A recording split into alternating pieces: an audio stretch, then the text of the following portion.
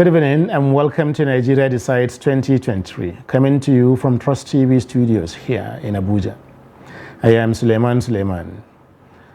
Women and youths, when combined, form the largest percentage of Nigeria's population. Yet, the level of their participation when it comes to vying for political offices is quite low, while that of persons living with disabilities is almost nil.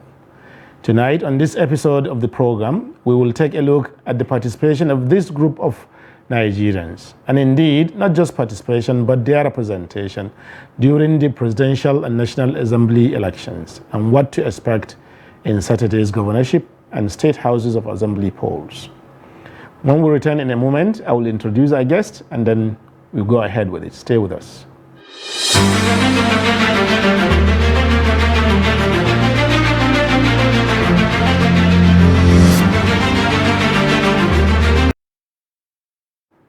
Welcome back. We have in the studio Tracy Onabis. She's Disability Inclusion Officer, Inclusive Friends Association, IFA, a civil society organization. Also with us tonight is Honorable Sadiq Abubakar, a youth who contested for the House of Representatives 3 times.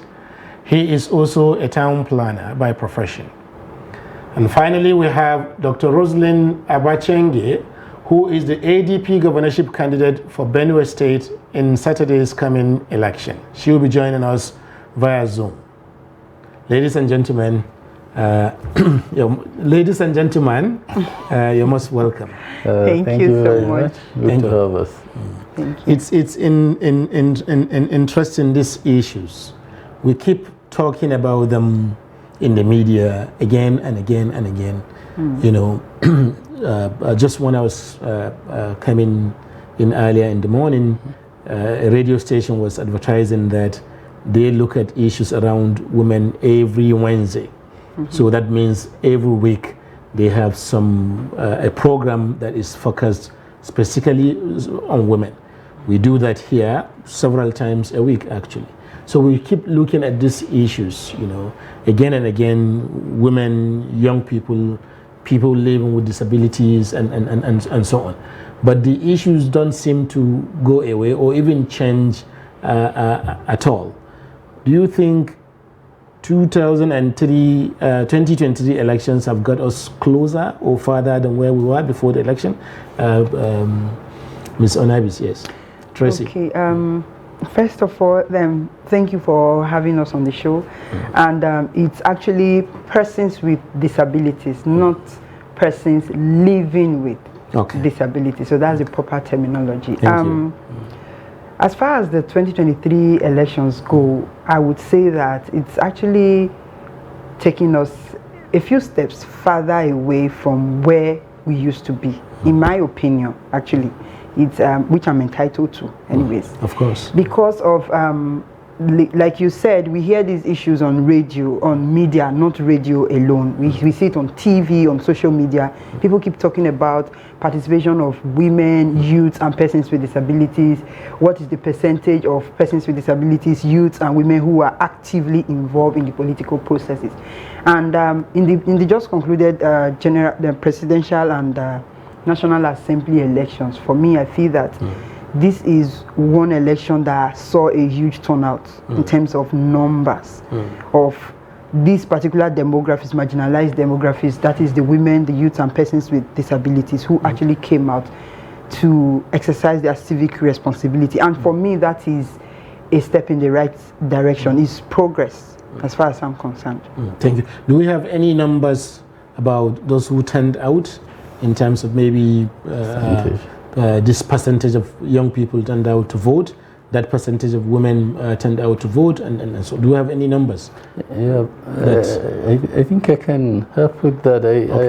Basically, I think with the topic of discussion and the percentage of the people that have turned out, and out of the general vote casted, it's forecast that about 89% young persons, female, having taken the larger percentage, which is about 47 out of the total population.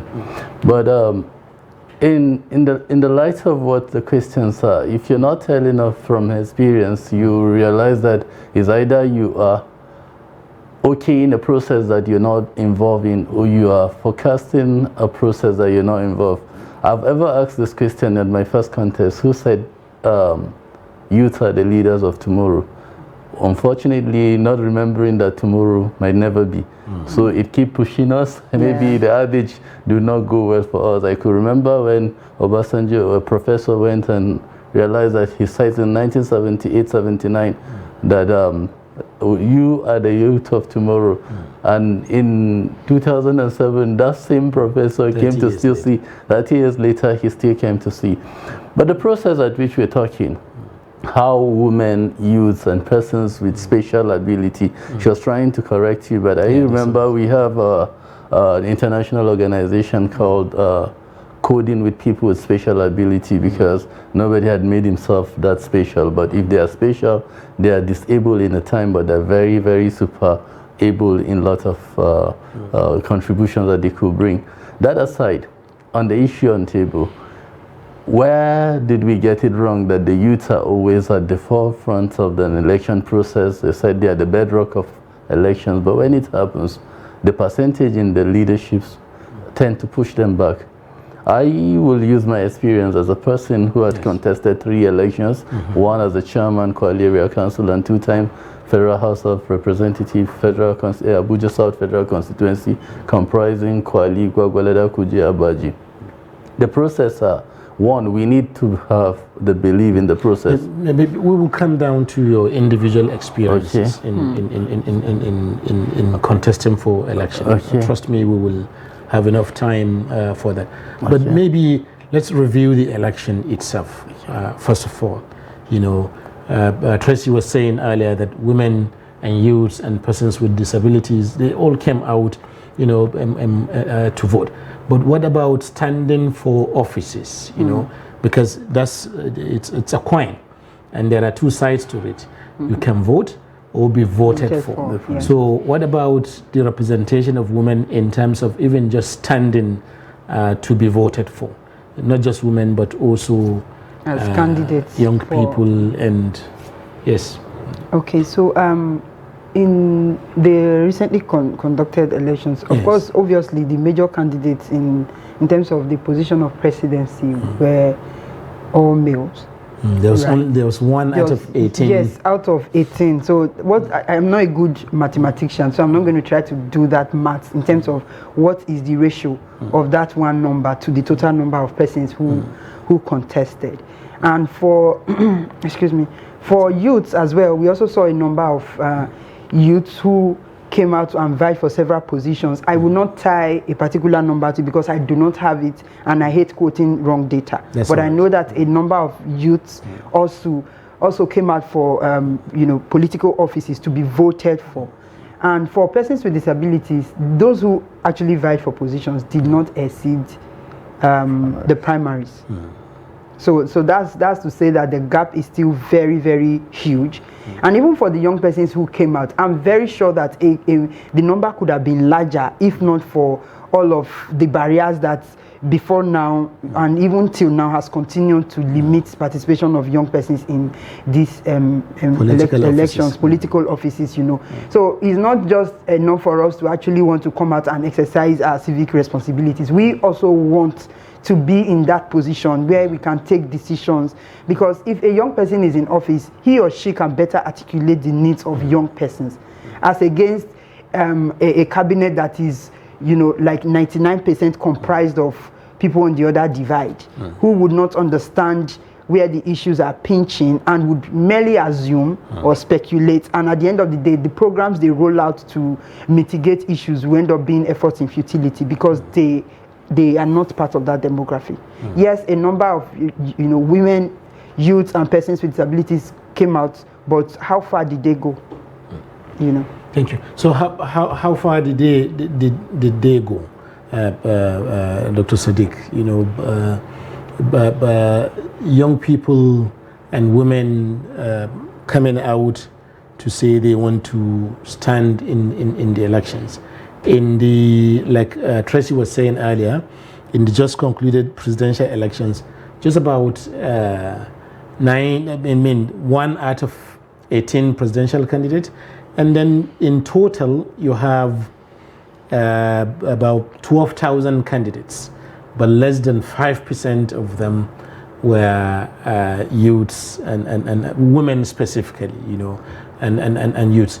What happens? Because she mentioned an important point that it is usually at primaries that people, young people and women and people with disabilities are usually eliminated. Has that been your experience? I shouldn't answer yes or no, because if you're telling from an experience of a process, to be fair to analysis, it will go down the line that, okay, what are the proceedings of your acquiring of the form and the proceedings at which you join a party? Did you just join for contest sake? Okay. Or have you been a party person who have believe and motivate a process that it got ripping for that? Or there are people that before this contest in 2019, you can remember there were more youthful aspirations in the presidency. Totaling about 11 or 12 of them came, even though the numbers of the political parties too were more.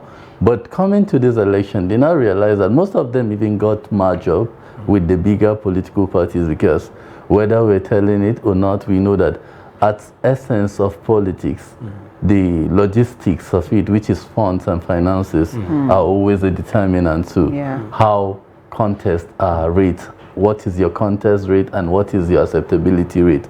That aside, also the process at which it is, political parties and the stakeholders of whichever political parties that you tend to attend, you realize that even in the structures of political parties in Nigeria, how many mandated positions for the youth leader, it's the only position that they tend to include the youth. And when you have a structure that is based on this, you know that even in the proceedings of the National Working Committee of the party, not necessarily possible.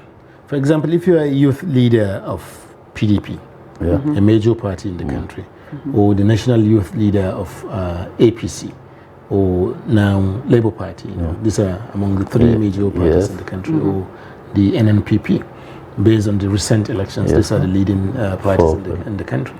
Is it not possible for a youth leader of any of these parties to then, you know, negotiate or promote or campaign for the inclusion of more youths, you know, or work together with other women leaders in these parties to campaign to say, okay, can't PDP give at least 10% of its elective offices across the country? So you said you're asking of the possibility. To be honest with you, in possibilities, you said in politics, the things you think are impossible are possible, and the ones that are possible may look impossible. On a very sincere note, I could remember my contest. It's belief in the process that people are, because you can bring your ideas that are human relating and reaching to the people at the grassroots. It is impacting, but the process have these people that looks like vendor of politics and kingmakers that you think, whether there's mentoring, whether there's godfatherism, it's another thing aside. But on the process of whether youth leaders negotiating, that was what I'm telling you. In the whole of the 27 to 28 delegates or the working committees, you don't have more than one that will come in the name of he's a youth leader. Apart from youth leader, whether he's a national organizing secretary, I could tell you with the basic parties during the last conventions of most political parties, apart from PDP, they have produced a very young youth leader, and that of APC. Some others youth leader before now used to be as old as 51 years. And obviously, so if you're coming to tell them the first proceedings should be on the coverage at which the youths and the women can be given a quota in the party structures all across board, in all parties. I was saying something again additionally to the process at which people can actually yearn for positions. Being in substructures of parties, political structure that forms or make who becomes the leader. I have a close chat with people like, at the end of the day, you can place how many percentage of youth were in all the presidential campaign council, that of the parties. Thank you. Let's but you're saying this. about negotiating powers. It's not enough for a youth leader because he's not even part of the inner caucus. Working committee. But let's stay on this youth issue. Well, okay. Go first. Okay. What I was going to say is that in line with what he said, it would not be enough to say that a youth leader in a political party should advocate for inclusion of more youths or women or persons with disabilities, as it were. What would work? For instance, there is a document that my organization developed in partnership with Women in Politics Forum and Youth Hub Africa, because these three groups are actually the most marginalized group. And looking at the exclusion gap in terms of governance and political participation, we came up with the Governance Agenda for Inclusive Nigeria document. One of the key recommendations in that document is that there should be a constitutional alteration to see that all political parties have a quota system for the women, for the youth, and for persons with disabilities. If this is implemented, then their hands are tied in hopes that we all respect the law and we are law-abiding citizens, and whatever act is passed regulates and guides what we do as a political party. We don't take things into our hands and just arbitrarily go against what has been laid down. So if we have that kind of quota system, for example, and we know what age constitutes how a person can be described as a youth. You cannot be 75 and you still want to align yourself as being a youth because of whatever it is that comes with the office. You won't have the vigor to run with the visions of what is expected of someone who is a youth, or even the ideology, because the world keeps evolving and you would have to be in that space to actually be able to know. So if we have that quota system in all the political parties based on a constitutional review or alteration, then it would actually improve the number of these persons that we have. Thank you, Trustee. That's a very good point. But how feasible, because so far we're looking at the issues at that general level, we'll come down to the specifics of the election. How feasible is it to get a constitutional review or a constitutional alteration? Very visible. Because consider the fact that you require the National Assembly to raise bills on that, for those bills to be passed by the National Assembly, and then you require 2/3 of the state's houses of assembly to consent to that passage, and then you require the president also to then assent to it. So that's a cumbersome process. Do you think, how feasible is it? It seems cumbersome, but I think we're very forgetful to bring documents of what has already been done and whether it's actualized in the proceedings. I could remember Not Too Young to Run bill, and actually it's just been run like, okay, not too young to run. Is it the ascension, was it just to run it out on that process? Because I remembered, even when the bill was signed, they said 2019 was not for us. So I was expecting that, okay, what was going to be was that the build up to 2023, the bill will stipulate and also limit, because it was already assented. It wasn't just passed in the House, it has passed the first, second reading and all. And yet nobody talks about, okay, whether there was that, what happened to it, whether it was just to play around the head of the youth. That bill so far has helped at the state's houses of assembly levels. Many places, in Oyo or Oshun, I don't know, you even had a speaker who was just 30, 31, elected. But how has that happened at the federal level, in the Senate and the Federal House of Representatives, but also at the governorship levels? Has that really improved the chances of young people in vying for these bigger offices? I think as vying, I used to put governance and the leadership of the youth representation in two forms. We keep saying of vying.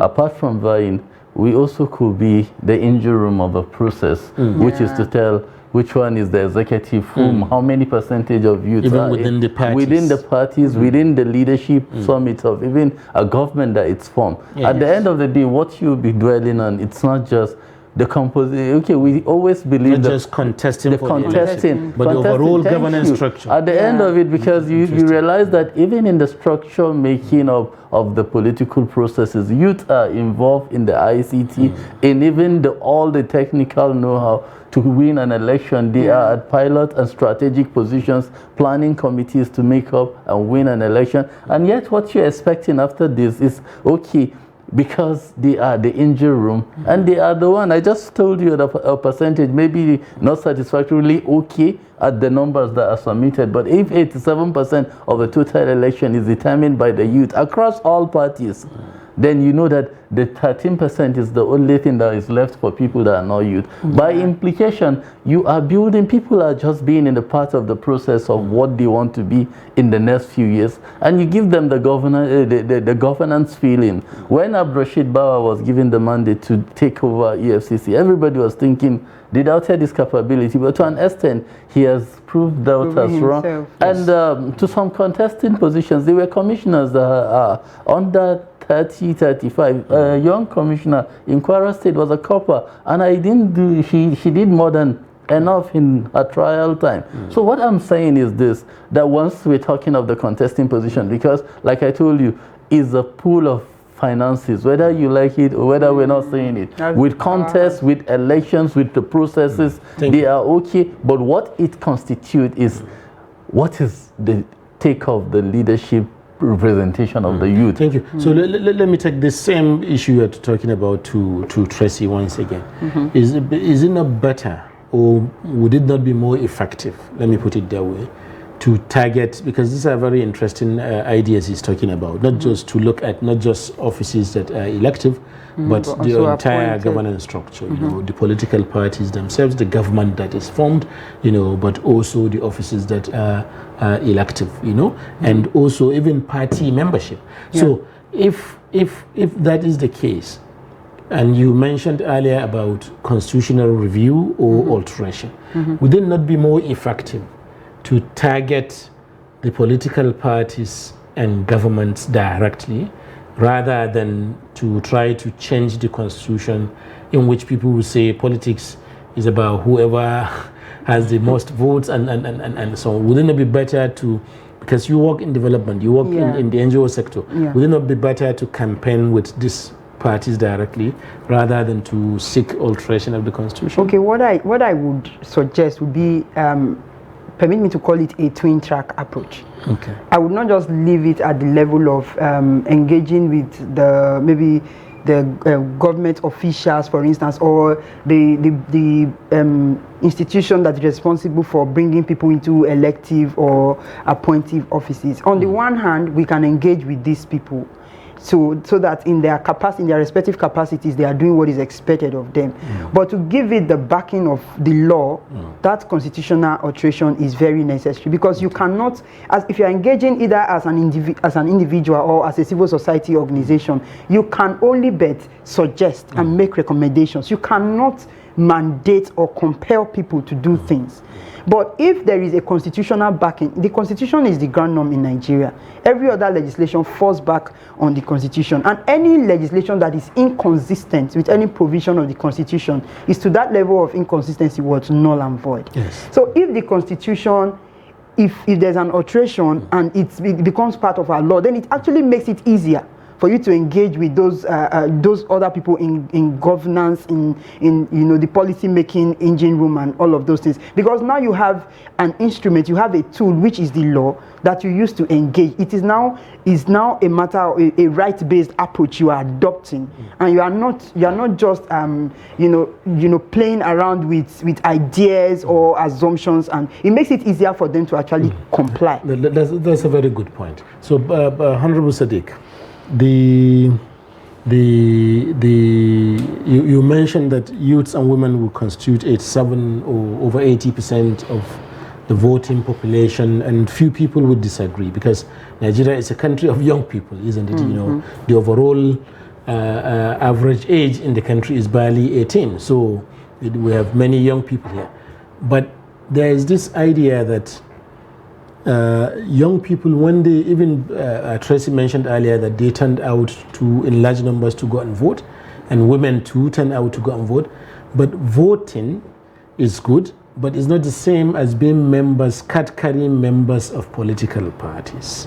That when it comes to joining political parties and being members of political parties, you tend to find few women and young people, and even fewer persons With with disabilities. Yeah. So how shouldn't some people would say in that case it is this same marginalized categories of Nigerians but I think that are helping. I think I actually touched that even if it is not a question that was directed at me. I told you that there's a limitations of even the penetration to the membership.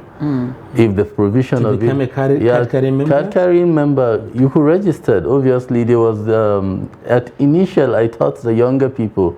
During my contest in 2015, I realized that they were uninterested people because they have believed that okay, the process isn't that one that is determined by their vote. So at that time, they were more uninterested, compared to how informed and what they are at the moment. Yeah. Before they feel like okay, our vote doesn't count. Like in America, they have making your vote count department where they deals campaign. It's a campaign that continues even when the elections end. But in Nigeria, it's only of interest. It will interest you to know that not even the special force that came in this 2023, the revolution is that there was obedient movement.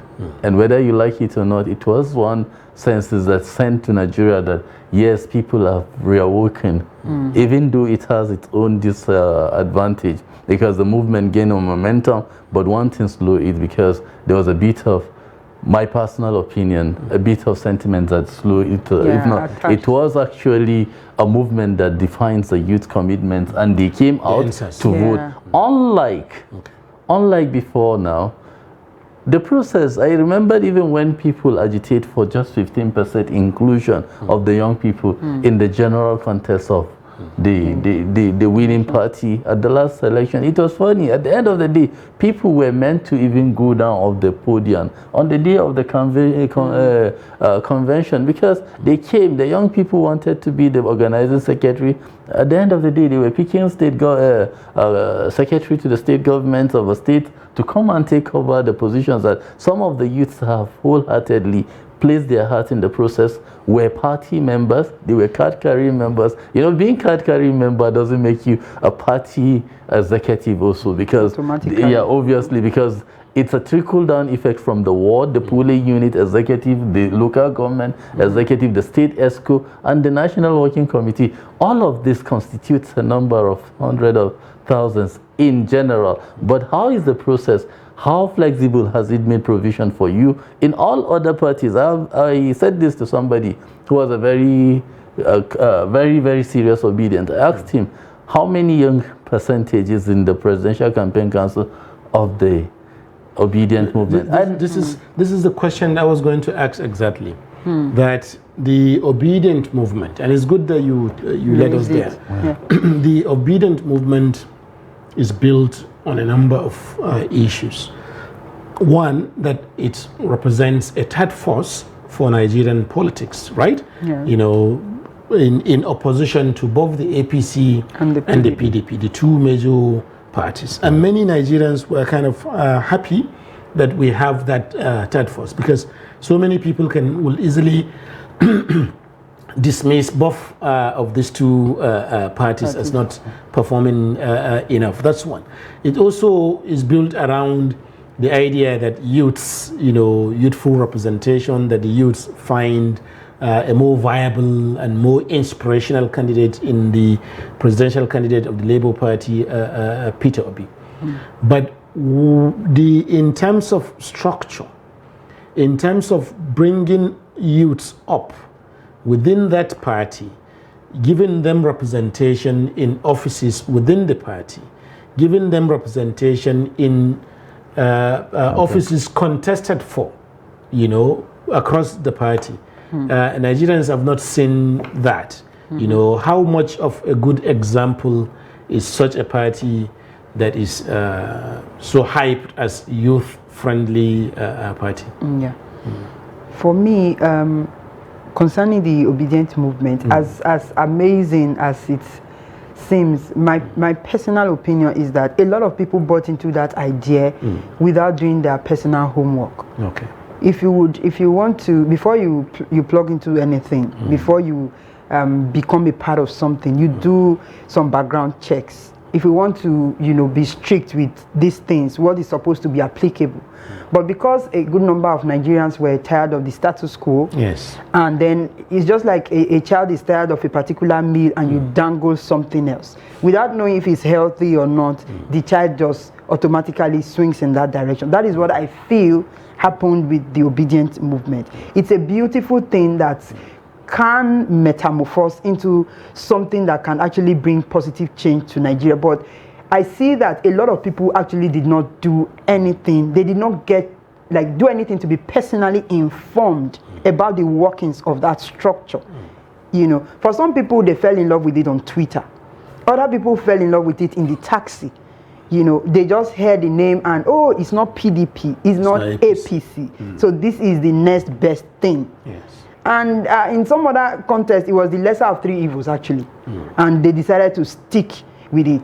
But it just pointed out one thing for me, and that is that Nigerians can actually decide to be united in one particular cause. And if we all do that together without any of us selling each other out, we can actually make the change happen that we want to see. That is, yeah. So how much opportunity does the Labour Party, because these observations that Tracy just made, the party is still, it's an old party, but if we say it's a young party, not many people will fault that characterization, in the sense that they were not known as a force in our politics in 2019 or in 2015 or in 2003 and so on. So how much opportunity does the Labour Party present going forward? After all, there will be election in 2017 to 2027 and so on and beyond. Obviously, I still want to correct our notions that why she said people buy into the idea without even knowing. Labour Party cannot even be a young person's party, because the party that is built on Labour are people that actually have served. If they have seen the constitution of the party, are people that actually in the Nolgi and all the people forget that. Yeah, obviously that even Adams Oshomole was a fortunate member of that place before he moved to APC. Maybe all of this, and he was actually. I was saying, even if it was there's a build up to what it is. Where is a young party? We are not even looking for a young party. We are looking for pockets in the parties that are even fine to be dominant and obviously penetrating them. Because in calculations, the reality in politics, and if you have been on ground, you know that there is no way you could break the tambo without even being a process. Even in the Bible, it said, if you walk in the vine, you eat from the vine. Obviously, you can't come and just snatch it from somewhere. Whether it's youth-friendly, whether it will maintain its structure, I doubt much. Because from now, there's a shaker. Before now, I said, I doubt much. Okay. Why I said I doubt much? I said it was a good initiative, it was a good movement. It lasted from last year, May, to this. It's just 9 months or 8 months about. And yet they have gotten... but do you think, because what Honorable Sadiq is suggesting is that it's probably going to fizzle out after the election. Do you share that perception? Okay. And if you do not, what opportunity does that present to young people, and to women, and to people with disabilities? For the Labour Party candidates that I have had the opportunity of meeting, like when we had the launch of the GAIN document, we had the presidential candidate in attendance. That is the person of Peter Obi. And in his speech, he made mention of the fact that he was going to be as inclusive as possible in his government by creating room for youths, women, and persons with disabilities to come on board and contribute their quota to leadership. But my personal fear, there's this thing that happens in Nigeria. I don't know how best to describe it. So I in my head, I'm seeing it. I feel like calling it like this issue, this situation where people frolic from party to party, right? Now, Labour Party right now may have a crop of people who seem, articulate with the idea of what the party hopes to achieve. Now, with the kind of dust that Labour Party has raised, even if they did not get the presidential, irrespective of how the just concluded elections turned out, right? People would want to migrate or decamp from where they are now to Labour Party. And these people are not leaving their baggages with them. They are coming with everything that they are made of. So they can come and tent whatever has been laid out or has been planned that Labour Party is going to roll out for Nigerians. So those people, when they come in, they can alter the structure that they have built or that they are hoping to build. So that can also now tamper with how inclusive this party has been planning to be. That is what I am afraid of as a citizen. Interesting. Yes. Thank you very much. Okay. In an add-up to it, because I think she pointed out her fears and also tried to also make it look like the Nigerian fear. She said she don't know what to call it. But I think before we start the program, I chip in that lack of principle in most of the politicians in Nigeria. Because nobody seems to be permanent in the party. Not even when you're a governor for 4 years in APC. And after losing out in the primaries, in next 1 month you're already in PDP to contest and win the same election. Lack of principle in political parties is one thing to say. And whether they are going to be principled enough to work with the process. She said something and you said something, and I collectively take the bargain. Whether there's structure or there's no structure, there are structures in Labour Party. But whether it cut across, no. It cut across because in states, why people dominate or people shift away from the parties, people migrate to the party that have the central government for compensation. People don't migrate to party that are opposition in anticipation to fight the force. So it yields that's weakened the positions of the opposition. In Nigeria, we always have a weaker opposition. The only reason why PDP tend to be head high is because they have ruled the country for 16 years. So they feel at the moment they can only stabilize. And despite APC is in power for 8 years, you still feel like the PDP people still have that domineering powers because they tend to have been in that place for times 2 of the years that they have. And also maybe their rewarding system was quite more pleasant than that of APC, because APC came in a drag where Nigeria was on a divide, on a very sincere note. Lot of things are on the head. If we are economically analyzing Nigeria, it was a party of lots of forces from additional, just like you said, from Labour Party, from ACN, from all that to form one formidable party. And that is why they have this, the broom sign to show that, okay, it is one, it is a time, just so that they can sweep what they met. But yet when they came in on board, there was still preference to CPC, who happened to be the last party of the presidential candidate in 2011, before the 2015, that is a 10 million vote man. I keep saying from 2003 till the first time in Nigeria, we've always have one man with the 10 million vote, which is President Muhammadu Buhari, from APP to ANPP to CPC to APC, that made him a president. Thank you. But that by itself introduces an important dimension, because the youths tend to favor not youthful candidates themselves. Even Peter Obi, even when Buhari was contesting in 2003, in 2007, 2011, he was already in his 60s, late 60s, and then 70s, and now he's 80 years old. Peter Obi now, that is said that the youths are said to be happy with and flocking around now, is also above 60 already. So youths don't also tend to favor youthful candidates. How do we reconcile that? Yes, Tracy. Okay. With the age classification you just did now, how many youths below this age range has ever got into this presidential position?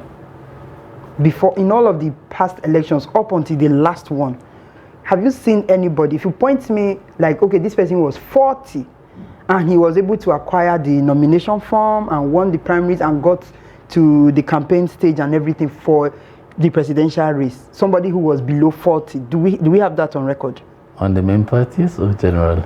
On the main parties. No, we're not talking, if we do general, no, I don't want us to go that far. Because from engagements before the elections, you already know the parties that are going to sit or whose ballot papers are going to appear at the top. They may all appear, but when I say appear, I'm not talking about literal appearance. Like whose ballot paper is going to get more of the thumbprinting and everything. So we're focusing on those major parties. Which of the major parties has had a candidate below 40? So there is, as it were, there is nothing for the youth to support.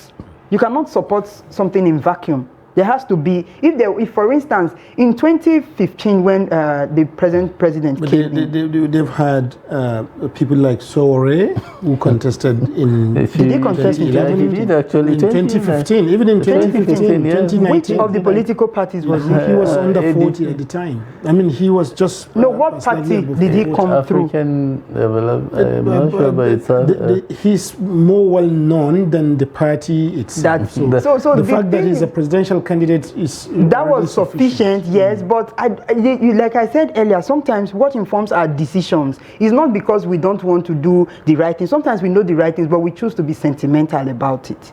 And some of these sentiments are born out of erroneous misconceptions. In the 2015 elections, for instance, what stopped most people, or what propelled most people to vote for the APC candidate as against other candidates who, would probably have done a better job of it or something, was because of rumors flying around that the present ruling party was making things difficult, and so a lot of sentiments came out to play during the last elections. And then there are also the part of where some people feel that younger persons who are coming for these positions do not have the requisite capacity to deliver. But if you do not give them the chance to show you what they can do, then how can you judge that they do not have the requisite capacity to deliver? So that is also one thing, one ideology that informs people's decision on who they choose. It does not necessarily mean, although that's what it actually amounts to, that youth don't support people, but it's born out of erroneous, sentiment. Madam Tracy, can I correct? I need to get... we are still hoping that Dr. Rosalind Amagenje will join us on this show via Zoom. She is the ADP governorship candidate in Benue State. It will be interesting to hear what her experiences are so far and what her hopes are in the coming election on Saturday. And while we're at it, while we are waiting for her to join us, please note that our lines will soon be open for your calls and contributions. Just stay close to your phone, and when our lines open, give us a call, and when you do, tell us your name, where you're coming from, and then make your contribution or ask your question. Stay with us. Yeah. So you I was actually trying to correct a notion, because the bedrock is something you have to be in a process to be able to tell properly. When you said the reason that justified the 2015 election, I stood against it because I was in the last town hall meeting held in Lagos in 2014, where there was a serious clash between the finance minister, Okonjo-Iweala, the designer who was in petroleum, and Sanusi Lamido Sanusi on the issue of the state of the economy, where he stressed that with the way Nigeria is going, it might not even be able to sustain the normal system of running the government costs, obviously because a lot has happened that were discussed in essence. So it came as a result of positions and the polaris, the state of the security of the state was terrifying, most especially from the northwest and the north central and the northeast. It was pronounced to an extent that people just needed a change at that time, and obviously for whatever reasons that justify what it is. I told you one thing that was built up was there was a man who had contested 3 times before then, that has been constantly on 5 million, on 10 million votes, and he needed to galvanize that 10 million with another thing to make him win, and he got to synchronize that with the other political party who helped him in giving him additional 5 million votes to make him the president of Nigeria. And in politics, what matters much is how calculated you are to win elections. And you're talking about the youth and buying the ideas of the youth. Sir, with all due respect, even with the people that have contested at the lower positions than the president, you need to convince people. You can't be in an area where you are not an ambassador and you want to win a battle of an ambassadorship. You need to be a good ambassador, someone who, if he talks, he acts, he reaches out to people. So it's an easy manifesto of what you do and what you practically want to make in Nigeria. It's obvious that we cannot have a Nigerian of someone who is agitating revolution in times of a country that needs peace and straightforwardness. That alone had knocked some processes. Tracy in now. Based on what he is saying now, how do we explain Ireti Kingibe's victory in the FCT? It will be the first time that a woman is elected senator in Abuja. Second time, actually. Second time? Yes. Who was the first person? Khairat Abdulrazak Gwadabe in 1999 to 2003. Okay, but not House of Reps, but No, Senator? Senate, okay, very good. Thank you. So, how do we explain that? Right now, I'm not in the mind of the people that voted her into office. Okay. To be very sincere.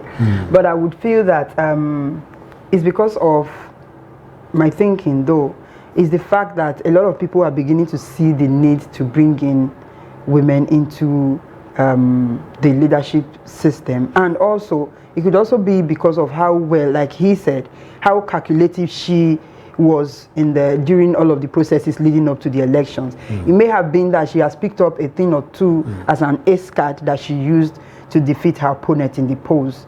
You know, it could be that she has gotten a stronger support system in terms of the people on her team who pushed forward ideologies that would, you know, endear her to the people. And it could also be the platform on which she came to contest this time around. I understand that we have Rosalind, not on Zoom, but on the phone. Good evening, Rosalind, and welcome to Nigeria Decides 2023 on Trust TV. Would have been happier to have you on Zoom as we planned, but it's also good that we're having you on the phone. Thank you so much. Good evening to you all in the studio. Yeah, thank you. So we were just talking, trying to explain how Ireti Kingibe, a woman, won the senatorial election in the FCT this year. Do you have any ideas, yes, being a woman yourself and also being in a contest to unseat all the other men in Benue? Very congratulations to our sister, Senator-elect, Ireti. It has been a long struggle. She has been on events like I've been on it. From 2007, I ran to the governor of Benue. 2015 again. Then in the primaries. But now I'm a step ahead, being the candidate of Action Democratic Party. Just like history was made that Ajay Ireti instituted 24 years serving senator, I am very optimistic that this party today is going to give me victory over all the other main candidates, knowing very well that women and youth are together, and this is our time. Thank you. So maybe we can, because you are joining us on the phone, we can go ahead and ask you a few more questions. One of the things we discussed earlier, as you have been following the program, is that women and youths also don't tend to support women candidates or youthful candidates. What has been your experience as a woman contesting for governorship election in Benue State? Thanks to that question, and I want to tell you the gradual process and the progress that sensitization have made so far. When I ran to the governor of Benue in 2007, it was quite the story of women and youth not supporting a female candidate. But thanks to most of the publicity, the advocacy over the years, in this 2022 election, we see a complete change of that very scenario of women not supporting women or youth not being disposed in a candidate. 2023 election is actually a new dimension to do. So I will tell you categorically that the overwhelming support that I am getting is coming from the youth as well as the women out there. So the advocacy over the years, both the NGOs, the civil society, and media like you have actually changed the narrative. Though on my own, I'll say that a state of emergency is to be declared on women's participation, and not just participation, victory all the selected positions. Because you can have almost 50%, if not more, 52% of the citizens of Nigeria being female, and then you have less than 10% representation in elected positions for governorship across the country from 1960. There have been no female elected governors. The lady in Anambra acted in short and but she was not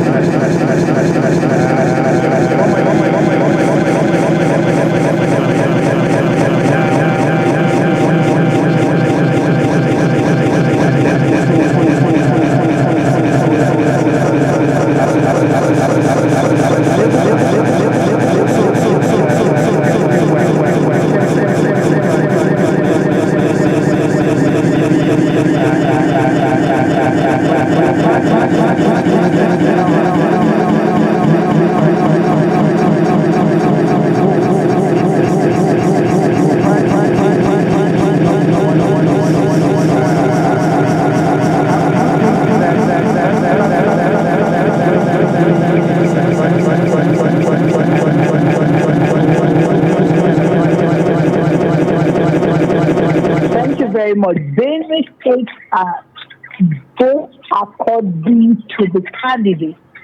So it may look like APC won election, but in Benue State we know that they voted basically the candidate. And as far as the candidate for the governorship election is concerned, my pedigree and the history of my participation in elections in Benue stands fuller than the rest. So I don't see them voting in that same pattern. Just like nobody predicted that APC was going to win as one last Saturday, the 25th of February. So the election basically is on the candidate, not the party. So I am optimistic that being a former general manager of the State Water Board, gave water to the people on the street, and my name is all over the street for Mamala while I was in Water Board from 2007 to 2011. And then I was managing director of the River Basin from 2011 to 2014, providing mechanized agriculture and dams for all the farms. Very, very optimistic. And then as the founder of its foundation, Adoption the Divine Foundation, we were there for the flood victims, have been there, victims of the headers, farmers' clashes. I believe seriously that you're going to see a new dimension. Though, as a woman, I call out for more support, both from the media and from my male counterparts, as well as the women across Benue and Nigeria. To come assist me win big on Saturday. Very much.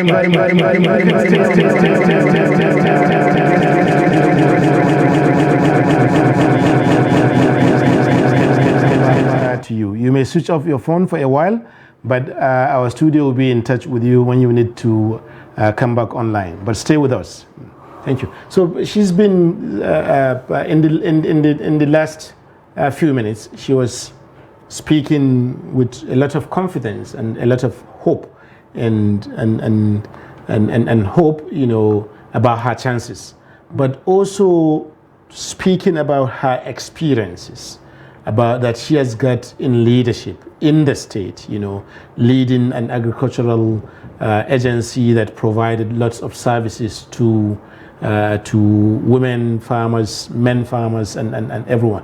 To what extent does experience of a woman, you know, Tracy, this is for you. To what extent does a woman's experience in government, previous experience in government, to what extent does that help them in, you know, winning an election for public office in this country?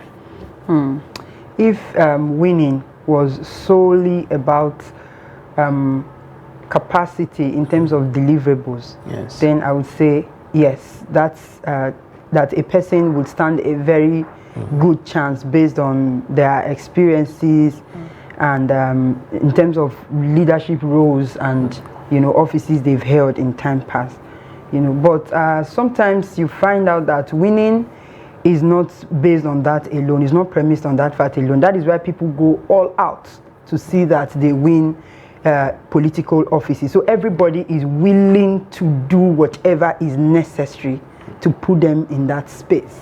So apart from the experience she has, apart from where she's coming from, her portfolio and her you know, all of the things she read out that she's been doing, which are amazing, by the way, she would also need to push harder as a woman, because the intersection of the political platform she's on and her gender, and then the setting she is coming from, these factors. How does that setting change anything, Benue State? I know that Benue is, you know, they have a lot of agriculture and all of that, but governance is not only about agriculture. Okay. There's more to it than, you know, that line. So there are issues of insecurities as well that have also, and I also know that have also affected Benue State, and also issues around climate change in terms of flooding. So if people were to look at, if that was the scale that everything was based on, and for instance, Mr. Sadiq here is also contesting in that state, and he's wearing a hat as a security expert, he's wearing a hat as a climate change expert, as against someone, I don't want to continue. Thank you. It's okay. So if I will come to you, certainly, you know, because you have experiences to share. No, not just experience. The All right. person in question, Okay. I happen to be close with her for more than like 5 or 6 years, and I know her pedigree, like she said, but obviously there's one thing to disadvantage on her side. If not, she's someone who is very optimistic, consistent. This is the third contest she is having for gubernatorial. Only that most of the times is either they knocked her on primaries, but she chose to like go this time all out. That's why she's getting another dimension to move from a party. So she's had to run several times to even make it to the ticket of a party. Yeah, obviously, but this is the first time I'm sure. I'm even surprised that I know the last time we had a meeting with her, it was an APC platform. So moving aside, it's still what I'm telling you. She is sure of what she is, but in Benue State, to God, we're not being very practical, but what is practicable in politics is there. She has a serious battle to do against the man who people see as the good or the ordained Reverend Father who is an APC. It's part of his tsunami that changed the narrative of the election that just concluded. But being optimistic and being very confident is part of the things that make you a politician. The day you lost politics and you lost confidence, that day you're not more a politician. It's just like a head of a family who don't go out to look for food for the family. And that day he ceased to be the father. Whoever looks for the food becomes the father. That alone is what I'm saying. The confidence going to the election is good for her and her followers, but it's a serious calculation of what is going to be if the governor can be unseated in all the positions that he wants to aspire for. Benue, it's a politics of cabal that we knew, I knew, she knew, I know people that have actually stepped within her ways before now, because they are still kingmakers, which I said in Benue, whether they are okay with your movement and people that you are impactful to. Apart from your self-campaign, Madam Tracy was very specific when she said, reaching out to people, being charitable is different from seeking governance in all pockets. Is another thing to be where she is. I know her profession, she's an engineer. I think obviously for such of this magnifications, you just think that she's someone who have all that Benue needs. But whether the time they need her, it's now. What and about the your own experience as a youth, you know, and male anyway? So where you might have disadvantage being youth, you can have advantage being male, based on what Tracy said. Obviously. So how is that? How is your own experience? You know, I think at the start of the program, I wanted to make a lead sheet of my experience so that whenever we're building on the experience I have, then it will be like, I started from the student union activism, which was more like a platform before out of the school. So coming out of the school, we joined an advanced one, which is the National Youth Council of Nigeria. Then we brought about something they call the National NYPA, National Young Political Agenda from 2017 to 2023. And it's to run concurrently. By then, why they were able to give people to be the ambassador of this platform, it is your antecedent, whether you have tried as a young person, whether you got weakened when you couldn't make out the seats you contested for, or you learn, either you think you lost. These are things that made us the experience. When they said something about coming to sell your brand is the first thing as a young person. Secondly, how consistent, because the first thing that people look at when you come to contest as a young person, whether you came for show up, whether you have the political will, whether you have the outreach, whether you have the financial buoyancy to stand in an election, because election is a lot of process. Even as a chairman, to obtain a form of a chairman under the ruling party then was 1.5 million, which a lot of people that don't have will be deprived of such opportunity, which is to say there's another line to it. Aside all of this, you need to sell your content to your political words, which are least in a local government. So what one thing does a candidate need to do all of these things that you're talking about? What one thing does a political candidate need that may not be available to women or to people with disabilities or to young people? One thing that we said is actually, I think I said that, and I put it in a language that was more local. I want you to put it blunt. Logistically, what wants you mean money? To win? You need more money, not just money. You need money, a lot of money. Let me take this question back to Dr. Roslyn, who is now online. Dr. Roslyn, in the studio.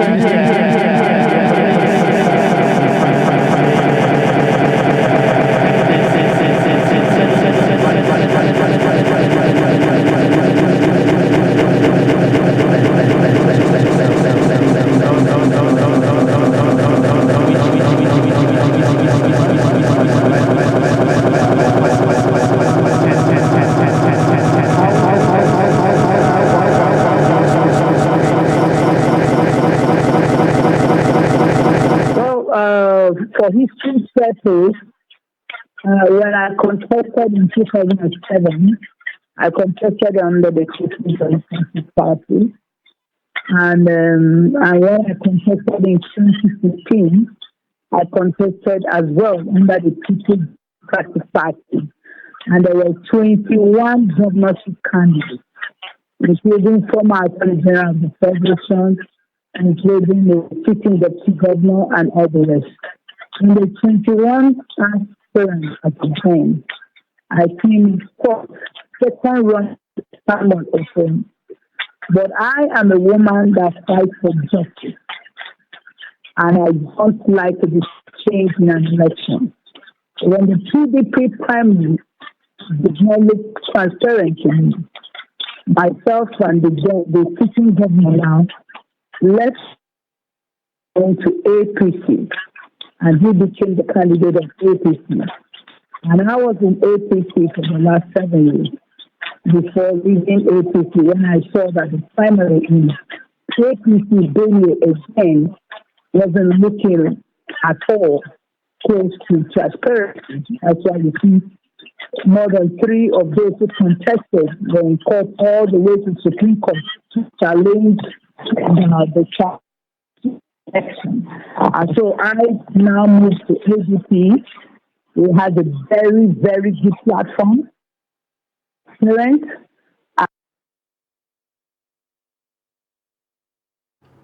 Yes, go ahead. We can hear you.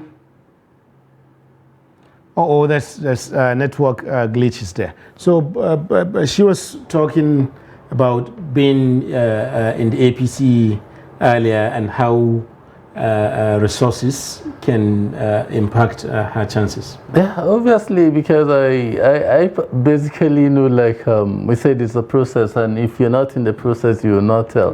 But I don't want to say what I have spent so far in the political process, because that molds you and makes you what you are in the content of it. In just concluded elections, I was in very principal time head of lots of the strategic team to bring who has emerged as the president of the nation, which is to say our bulk of experience in losing out we have learned in the process that we could be asked to come and suggest preferred solutions to winning election, which is to say it is not all lost. But for process of election contesting and winning, it's indeed a serious business that even when we said the youth just feel disenfranchised. So to win a House of Reps seat, how much have you had to spend? And lost. Nigerians will want to hear that, because all the time people say you need money, but they never really had funds. To start with, the money to purchase phone was 7 million. Okay. So you just imagine that. And in the whole of Nigeria, I think if there's an unjust and untreated, unwell-treated constituencies, that which I represent, it has 40 political wards, 4 area council, which I don't think in any of the Nigeria. Where is that? No. Abuja South Federal Constituency, Gwagwalada, Kuje, Kwali, Abaji. That was where I contested twice. And you know what it means if you want to have project across boards in the 40 political wards. Let's assume even if you're just providing a blackboard in the classroom, so you just want to roof a classroom, or you just want to have an outreach of programs to touch people with this special ability. Like I told you, I was running. So a candidate would need to do those things first to gain the trust and support of voters. As a young person, you need to do such so that they don't feel like you're just a preempting space who is carrying you. The youth is in content and words. I was saying the gap that Madam Tracy was asking was one, what was different between Nigeria of the pre-independent and independence immediately and Nigeria that we are today. Where was the gap created? Because before, even from the movement of the motions of the Nigerian independence, was by less than 30 years, Antonia Nahuru. Yeah. And the people that take the helm of affairs were a lot less than people that fought for independence. Were in their 30s and 40s. The eldest was Nnamdi Azikiwe, who was 40. And if you imagine that they were fighting against the colonial masters, the governor generals, the movement from all of those, to a Nigeria where we get that the rotation of those leadership hasn't changed for a very, very long time. And that is where we are at the moment. That's why we're feeling that only 2 or 3 persons were different from the people that have ruled Nigeria from 1970. Yaradua, Jonathan, and now we're having if not before now, everybody have ruled Nigeria in the uniform and off the uniform. Some people will say if the courts affirm the victory, since the election is still... No, but the elections has been announced until that is registered. So for now, that's fine. That's fine. Until then. That's a good point at which we can bring in our viewers, and their calls. But just before we do that, capacity for office, which you were talking about earlier, being qualified is one thing. Also having money is another thing. Very important. What about ability to mobilize people, to actually, politically speaking? Women and I think and youths, do they have that? We got to court intersect when you said about Ireti. That was where we were before Sister Rosalind joined. We'll come back to okay. So we don't skip it. Thank you. Yeah, so Just quickly before we go on a short break. Yeah, I didn't get you before I interjected. You said I was saying that what about the capacity to mobilize people? Okay. You know, to even stand before people and talk, to attend meetings, you know, to call for meetings, you know, to go around people and get them to even and listen sell to yourself to them. Yes, or what that you are personal capable. charisma, personal capacity. Yes. So you actually have to have all of those things, and it's not enough that you have the capacity to mobilize people. Like you know you have it. If you actually do not put it into play, you actually have to stand before people to tell them what your ideas are for change and what you are going to be able to do. Now, I was going to say while he was speaking that I don't know how we got to this point where everything has become transactional. Right? If it were back in the day, I hear my parents talking about it when you know, candidates would read out their manifestos and people would judge by that who their next leaders would be based on what they are promising on their manifestos. Then we wouldn't have any of these problems. And then everybody would not want to be in elective positions if you do not have this capacity we are talking about to deliver. You see people come for elective positions knowing fully well that they have no clue whatsoever what the issues are. Or even if they have a clue, they have no iota of idea on how to solve these issues, but because they know they can buy their way in, and because of what is going to be coming in from that position, which we do not have enough accountability mechanisms to check, that is why you see everybody claiming to have the requisite capacity. Yes, there is the place of financial capacity which nobody can take away. There is also the place of having the intellectual process and prowess to be able to process issues and proffer solutions to them. And it doesn't also stop there. There's also the ability to sell yourself to the people that you are what they need at this time. So, but what happens when you sell yourself to the people, but you do not have the financial power to get to where you need to be to bring all of these things, the change that the people need. So that is why money is the root of change. So in other words, even the voters are also part of the problem. A lot. I think. So this is where we will be taking a short break. When we return, our lines will be open and we'll be taking calls for your contributions and your questions. Our phone numbers are right there on your screen. Just pick up your phone and dial our number. And when you do, tell us your name and where you're calling from, and then ask your question or make a contribution. We're all here for you, and we'll be here for you when we return in a short while. Stay with us.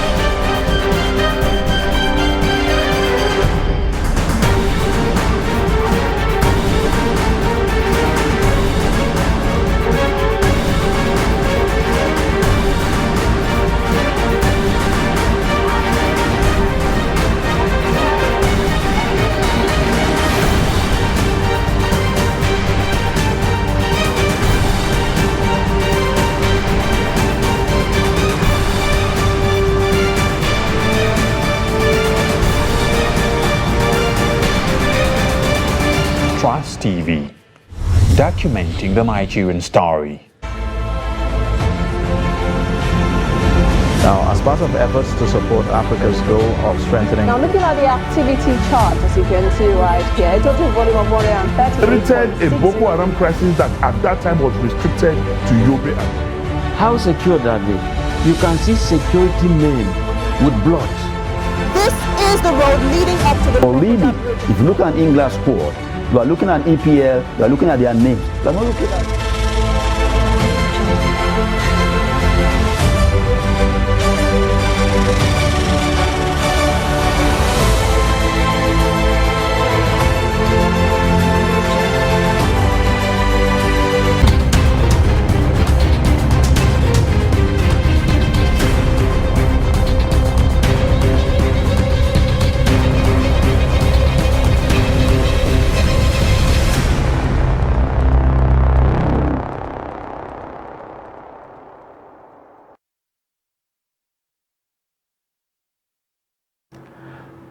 Welcome back.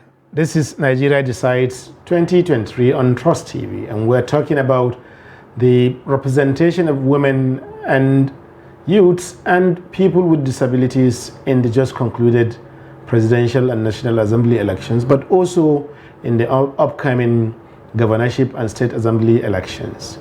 With me in the studio are two people who have had the experience in various ways of participating in these issues. Dr. Sadiq Abubakar, who has contested for the House of Representatives seats 3 times in Abuja here. I also have with me Tracy Onabis, who is a development expert working around issues of inclusion for not just women, but also young people and people with disabilities. Thank you again, ladies and gentlemen, for staying with us. Thank you for having us. Thank you. Yeah, and the issue of Ireti Kingibe, who is now senator-elect, and as you said rightly, the second female senator to come from the FCT. Yeah. But there's one thing that she highlights, that this is not her first contest. She's been contesting usually with small parties, or parties that were on the losing side, But now she won it. Why is it that for women, just like Dr. Roslyn mentioned earlier, for even to become known, to be in the contest, they will need to have been contesting several times, even for them to even be, not just to, and so on. Why is it like that? I think it goes with being fortunate and being trying to be known. I think at 1999, when the democracy returned, I think the first female senator wasn't very popular, but she did a good job. Senator Khairat Abdulrazak Gwadabe, which at the end of the day, I think she became closer, and they had a combined force, she and the later Honorable Bantakwa from Abuja South Federal Constituency. The combo had given a good, she came, it was her first time, and she won even when she wasn't as popular as she is, even though when democracy was still nascent in this phase of the last phase of democracy we're having from 1999. Her contest, Haji Ireti Kingibe, came in 2003 to contest under the platform of APP because she had an issue and she was taken out, but she couldn't last that. Then her first contest was with Senator Issa Maina, and she came very close. I think there was even a rerun of the election of some polling unit, which was to say she really gave a good fight, but she happened to be in the AMPP then, so maybe oppositions also played against her. And she kept contact, she kept hope. She contested again one time and was denied by a process also, which seems like, okay, she was also in the opposition. And she contested last time also in 2019 in APC. And one thing about her was that despite she knew where her fights were, where the needle pitches, she still held herself tight to the people that she connect. Like I say, consistency defines where you're going. So when this time comes, I think she didn't have to labor, like from her result you could see what it was like. She have a 200. But her movement from the APC to the Labour Party, would that have had an impact? Yeah, her winning the seat? Because the Labour Party won the other two other seats. Nobody saw her coming. But for every good analyst and someone who knows what she had kept in place continuously, knows that she was doing a damage between, there was tiredness with who was in the House Senate for the past 12 years. Despite it was obvious that the people feel like they are people that already have believed that the population of Abuja, because it's more like a construction site, an industry, an office complex. So when you keep agitating for something that has to do with the natives continuously, the allies may tend to gang up against you. When you have these forces and you have a program that you spelled out, you make people realize that your strength is not in your numbers. There are people that are more in numbers than you. Yeah. And that was what play on. When they were busy campaigning, do us native, do us native. She was busy looking for those pocket pools that people know that. People forgotten that Abuja, most especially that of Amak and Buhari, is being occupied or polarized already by the people that had come for businesses and people that had migrated. The non-indigenous, obviously, include. And those people, they relate more with their allied form than the native, because the native always believe that you're coming to take off these positions. We have a caller from Yelua from Bidda, that's in Niger State. You're welcome to Nigeria Decides 2023. Make your contribution, or you can ask your question.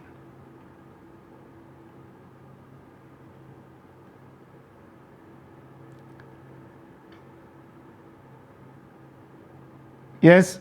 We lost her. Okay. You can try to call back. We would like to hear your contribution or your question. But let me go back to Tracy. I'll come back to the same issue again. Tracy, Natasha Aboti Udoaha has had a similar experience as Sadiq has just said of Haja Ireti Kingibe now. Yeah. But she didn't win the election so far. She's gone to court, right? Or we understand that she will be going to court, but she lost the election to the APC candidate. So, but that, some people will say that again demonstrates that the higher the office, the higher the bar that women need to jump, you know, to be able to scale through. Yes. They can win like a government elections or even to some extent House of Reps, but once it is senatorial district or statewide, then it becomes quite a Herculean task. Yes, I would totally agree with that concept, because we live in a patriarchal society. Okay. You know, that has been the bedrock of some of the issues, majority of the issues that women face in trying to access some of these big political offices, because the other gender would they see the men. I didn't say that. Okay. I said the other gender. Right. Yes, the other gender. There are two genders, men and women. You said it. I said the other gender. That's all right. So women coming into political positions or taking their place in leadership actually is not supposed to be perceived as war against the men folk.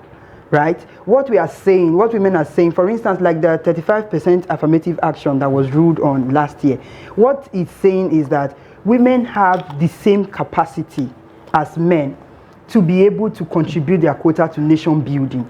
So we should be given a seat at the decision table. That era of saying women should only be seen and not be heard, it has passed.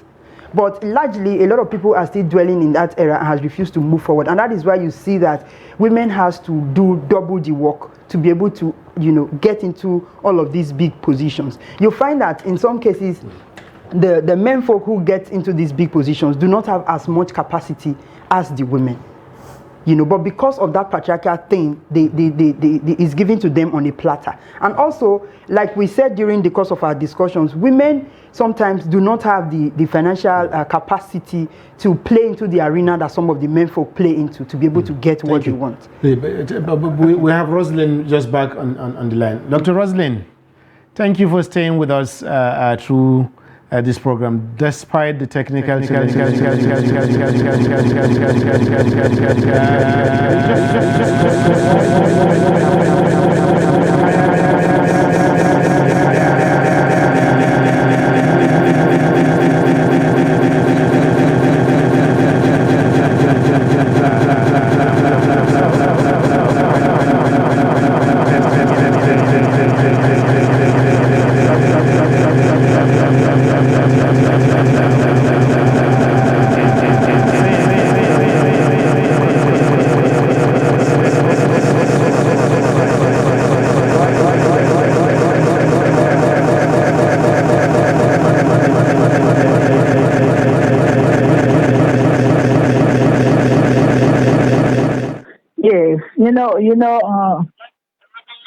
two major factors that work against the woman are cultural beliefs and our religion. So from the home, a woman is seen as second. And so at any time you now come for a position that looks like first, you get a heavy resistance from the traditional institutions as well as the religious institutions. And whether we like it or not, Nigeria is a very, very religious country. They hold on to a lot of beliefs. So women have actually had challenges over the years.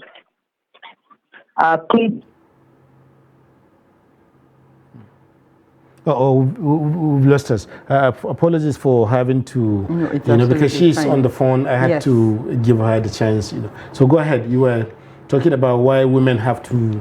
Yes. So the patriarchal system of our society, like she has also pointed out, is born out of our cultural beliefs and religious beliefs. I've seen of some religions rather, or denominations as it were, where women are not allowed to even take lead roles in our service to God.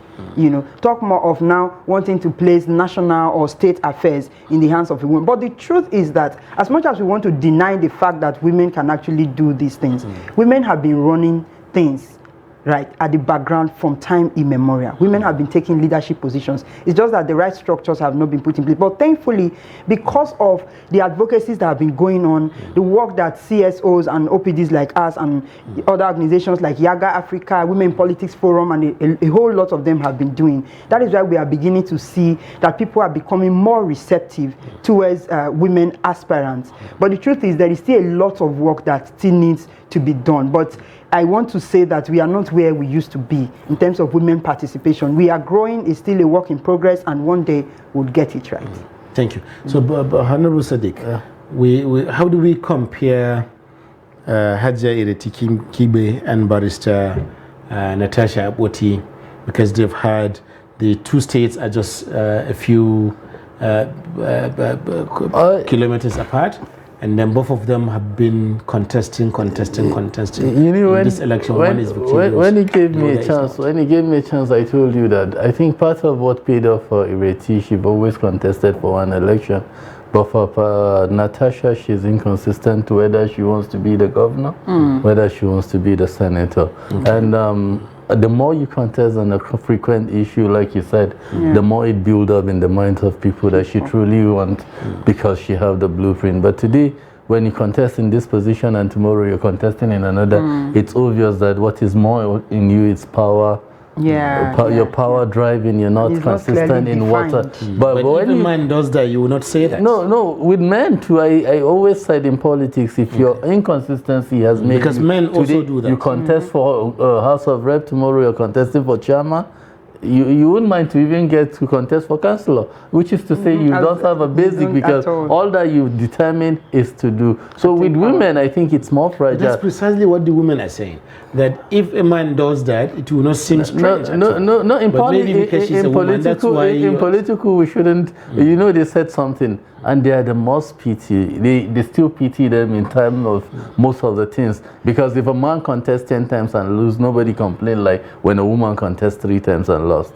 Because nobody tend to look, because the fragility of a woman makes it look like, why do she have to contest? After all, she's a soft person. But for a woman that is not made, people can still make up of Hajia Aisha, late Aisha Al-Hassan of Taraba, and the Binani that has become, and the Binani that had become a storm in Adamawa State.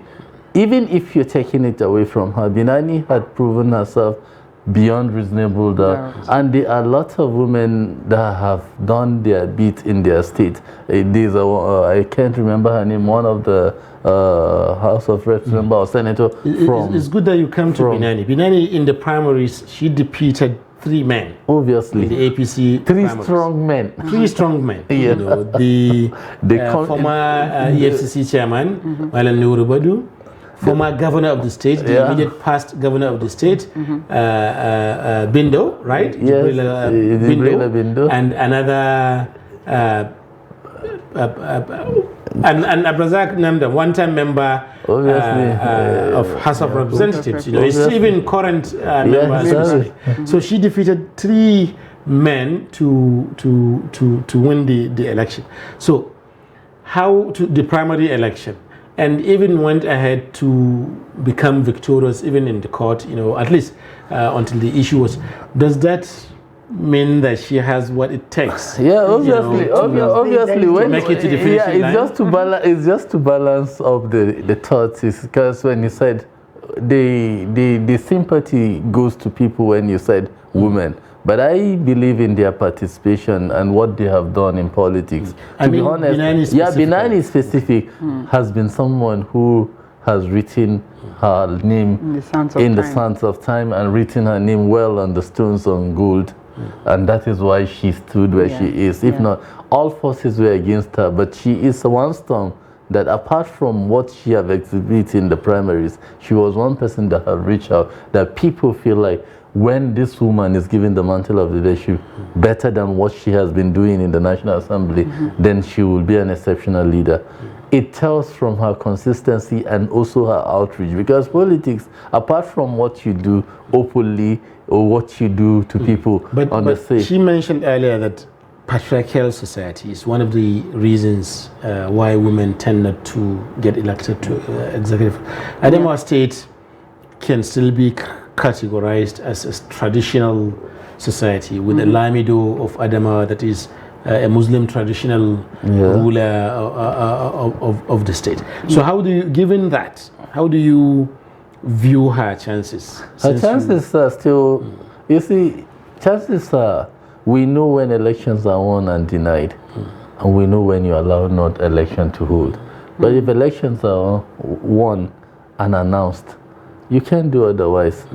Because what the patriarchal society that she's saying is what denies the woman opportunity to even aspire. But now she's already on the ticket. She is already on the ticket and she has been out, all out, before now, to be someone who is outreaching that not even the Lamido would like say this is not her. So for now the content is actually whether the egoistic men are going to allow her to be the governor or their ego takes her aside, which I don't see it coming, because the forces of elections and what she have gone and the storm that comes with Binani is something that if you block... Tracy, you seem happy about this development. I want to add that yes, this is like a very clear exception to that generalization of that, the fact that we have a patriarchal system. There is when the fact speaks for themselves, that is what she has done. Right, and then the will of the people has been allowed to prevail. You know, ego cannot take the front seat here, and that is what has come to play in the case of Binani. So she has proven herself from her works.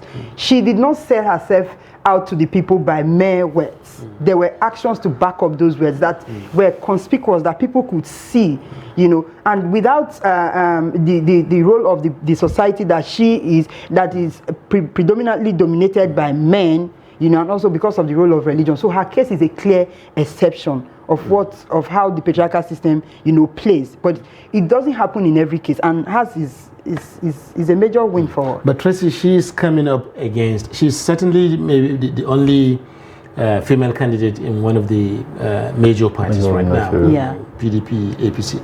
But she's coming up against a sitting governor, you know, but also for the governor of the state where the presidential candidate of the PDP comes from. So, and where that presidential candidate won the party's won the presidential election in that state. The PDP won the presidential election in Adamawa State, you know.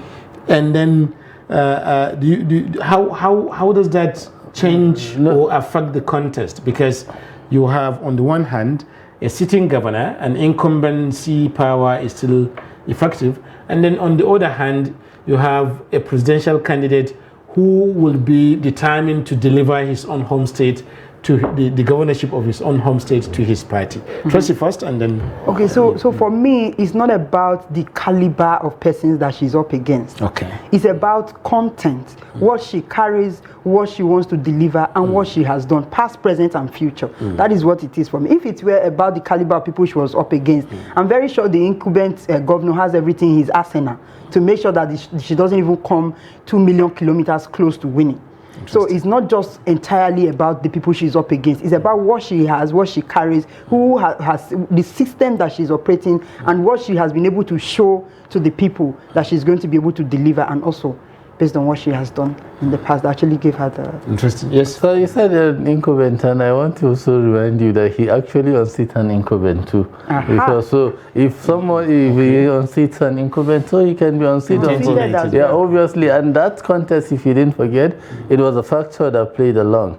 Whether Jibrila, whether Bindu was okay for them and they didn't want him, they threw him out. Adama, it's one like Kano, if you are not okay, you can't be okay. But at the time, we knew they were playing their play cards, even trying to see that Binani don't end up becoming the candidate in APC, because they knew she's a storm that had come, that nothing can stop her. And that was obvious that they don't want to stand against her. Obviously, aside that, Fintiri is someone who has also been in the process before. He was involved in the saga, if you remember him, Baba Mimangoro, Murtala Nyauku's time, where he becomes being the speaker, acting the governor before. So there are lots of things that are played now that now it's actually an election for them. Yeah, presidential candidate effect could be they have done what they have done, and now they have a central president in the APC.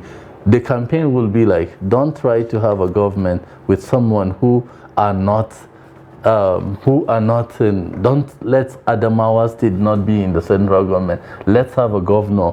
We know what she can do. If Asiwaju and Buhari himself can come and campaign for her, then you should know that she is one woman of substance that is at the verge of, she has already gotten that go ahead, like, okay, we must, she have done her homework, she have done what she have to do, and by now, the whole tension is more on the people that are in the incumbent, because you know with their incumbency they are not even making an impact, because people have taken stand to say I think they have a slogan that is very, very common, Ojipata, which is that they are okay what they just want, and it's actually general. Ojipata, as in, you know, it's a full day, like he should just drop off the seat. They don't want him again. They just want a new the woman that is there. So if you see there this kind of look, you seem so confident. Is it because you are in the APC? Or no, it is not. I am confident because this gender balancing, it's more of when you see woman with substance, then you remember your mom. And you know that every mother is a wonderful woman. And when a woman does well, she is just a replica of a good mother. And anybody that doesn't praise and seems happy with his mother, he is not going to go far in life. So for that confidence that she have embedded in men to think that she is a woman of a worthy qualities, that we are proud that she is a mother-like kind of a woman that everybody want to have. So there's nothing wrong in allowing Adamawa have the historic and the first elected female governor that will come and give that face of democracy, and let's see how the outreach are, so that we can compare and contrast. There's nothing wrong in 36 states having 6 women governor. I think it would have been fair to the balancing. But this, if we can have 36 men as governors, obviously, it would be fine to have 36 women. Obviously as well. But what is realistically okay, and it's at the verge of happening, is one, if men deny her this, I don't think men have actually taken the disadvantage of being a weakness of men. The WO in front of women that makes them women is actually weakness of men. So if they don't get weakened by very us... Interested. Very interested. I can see Tracy just enjoying what you're saying there. But there's this suggestion, or even accusation, that when women tend to win, it tends to be not ordinary women. The women who venture into politics are not everyday ordinary women. They are women who are backed up by very strong men. You know, just like not just godfatherism, but god husbanderism, something like that. You know, beautiful. You know that you need to have either a strong family name or a strong family name, either the family in which you were born to or the family in which you marry into. Yeah. And that by itself is also a kind of inequality in its own right. It's not really opening up spaces, but rather actually making inequality worse. Do you see that in the Nigerian case? As far as having a strong male presence in the life of any woman goes, it's very crucial to the success of any woman, because a woman who is not stable in that sense cannot actually want to come and tackle issues that are, you know, at a national level or something. So you would actually need to have a strong male presence, either as a husband or a father-in-law. But that is not, it should not necessarily be the case. There are women who may not even have a male presence in their lives, as it were. They may be maybe a single mother or a widow, but have the requisite capacity. You have the network, you have the net worth to bring about change. Those women should also be given a fair chance if they make their ways, you know. But the thing is, they're not generally given so. So yes, those discriminations. If you go to the House of Representatives now, most women that have succeeded, or even the Senate, most women who won an election and are there, and those before them, like the Abu Razak, the Hayrat Abu Razak that you mentioned earlier, right? You know, Bemisola Saraki, you know, and so on. They are always associated with some big man, you know, non-figures, either the ones they marry or the ones that they are from. But I am saying that, sorry for cutting you short, as much as it's still prevailing presently, these are issues that we need to tackle, so that going forward, if a woman, for instance, who is not a Saraki's daughter or an Otedola's daughter, or who is not a wife of, you know, some of the big shots, but has what it takes to actually bring about change and wants to get into leadership, we should begin to talk the talk now and walk the walk to pave the way for those women to come in, irrespective of the kind of men they have or do not have in their lives. After all, I just wanted to add up your statement by saying today we are not being feminist, but because the gender, it's always paired with women and men and youth, so we always will take them as people who are more closer to us. And there's the saying that goes is, behind every successful man is a woman, not behind every successful woman is a man. They gave push to men, but nobody asks what gives them push. You were asking you compare, there were a couple of people that did exceptionally well without having anybody behind them, even if they have it not pronounced, not even the attempted Mulikat or Muslima, Mulikat that wanted becoming the speaker, the speaker during the Bankole saga, and all of this. And things, and even the Ote that became an in-time, pro-time speaker before, when they had, if you remember, when Dino Milai was still in the House of Representatives. Patricia Ete. Yeah, Patricia Ete. So all of these things, you still check of those years, you see that there are pocket field of people that... Mulikat Akambi, right? Yeah, obviously. Yeah, so still, obviously, when this man was elected, Tambuwal, yes. So all of these people, what we're saying is that they still have women that are women that doesn't have names, but a lot people associate names to people that have arrived because everybody identifies himself with a woman. Not even when an underperforming husband allowed how he knows that a woman is in the space, he will want to identify. But young people don't have that. They don't have that leg up. They don't have to have that association with a non-name, because name recognition is an advantage, is an asset in politics. People already know you. They already, even if they don't know you personally, they know the family name that is associated with you. You know, if you don't know King Gibe, I mean, if you don't know Haja Ereti, the person, you must have heard about King Gibe before. You know, even if you don't know the actual person that the name refers to, so you would have had the name before. Similarly to Bemisola Saraki. If you are in Kwara State or anywhere in Nigeria, if you hear Saraki, but young people do the youths, do they have that advantage associated with them? You know, that name recognition, do they have that advantage? To be fair, Malam Slim, I've said this, in politics, as much as we're being logical and scientific, in politics I said something that I'll still repeat it, that what you think is possible might not be possible, and what you think is impossible. So a big name can also lose. So a big name can lose. A lot of times you hear that, okay, he's a big name, but he has lost the election to an unpopular candidate. You hear people calling, who is an unpopular candidate? Unknown. Yeah. And they came out of the blue and kicked. It's like Otom. Everybody thought Otom would at least make his seat for Senate. Who bought him? He's an underdog too, so he's an unknown. But what we keep saying about all of this is where the content is. What are the youth? How do we fare with women? How do we connive, and how do we take that statistics and the people living with ability, people with disability or people with special ability, as I found they call them, and how do we interact and make our numbers count for us? And how do we reorient ourselves into believing in the process that we have the numbers, let's use the numbers like we should.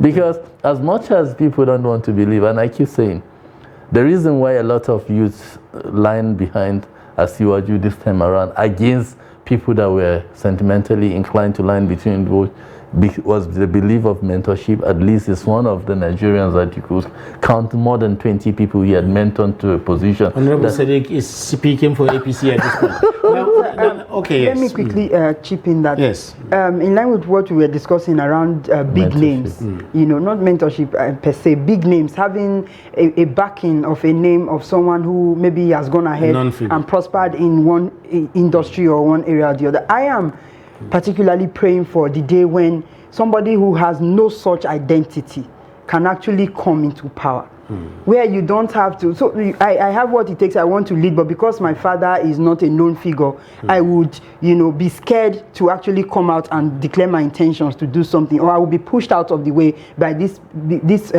people who have these big shots behind them. Somehow that sounds like you know, it's not a fair game. So I'm praying for a day when a woman can actually come out and contest for a position in her right and capacity as Tracy, and not as the wife or daughter of somebody. And a young man can come, Mr. Sadiq can come out, and his uncle does not have to own 100 oil wells. He doesn't have to be the son-in-law of a tycoon somewhere. So that is, we are seeing him for who he is and what he carries and what he can deliver. For me, that speaks volumes much more better than, because sometimes names are deceptive. You go with the big name and the person ends up dragging the whole nation into a far darker pit than it already is. That's a very good point for which to land, but to give you the final word, even within the marginalized groups that Tracy mentioned earlier, women, youths, and then people with disabilities. People with disabilities tend to be even more marginalized than the other two. Even our discussion here, we have marginalized the people with disabilities because we have all been talking about women and youths. So how do we get that as a final comment? 1 minute. So the first time, the first face we give them, we don't see them as disabled people. Because when you disable someone, on a very sincere note, you're actually telling him he's incapacitated to take a fault. That was why when you said people living with disability, I said if we code them as people with special abilities, you could require their abilities to serve. Even in industries, companies, and also parastatals, in the settings you tend to do designs that are even pleasant to them.